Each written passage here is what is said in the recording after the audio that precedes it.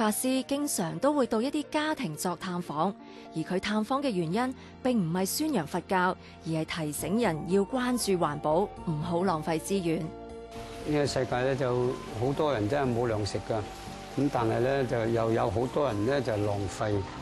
咁最主要就響非洲啲地方真係冇得食㗎，知唔知啊？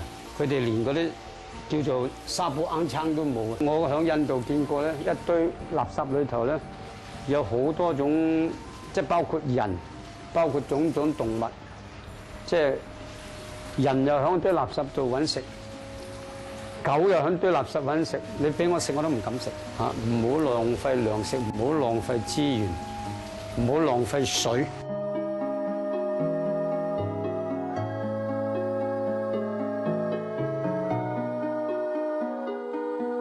香港喺50、60年代，你去到新界地區可以隨處見到農田。不過到咗80年代，經濟迅速發展，香港嘅農業逐漸式微。到咗90年代，中國嘅農產品可以無限額咁大量輸入本港，香港農業逐漸式微。喺02年，香港大約有1560個菜農，佢哋耕地嘅面積平均約為3萬幾平方尺。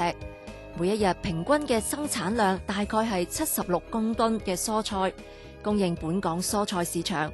但係本地嘅蔬菜只係佔香港市場大約5%，而超過80%嘅蔬菜都係由中國入口。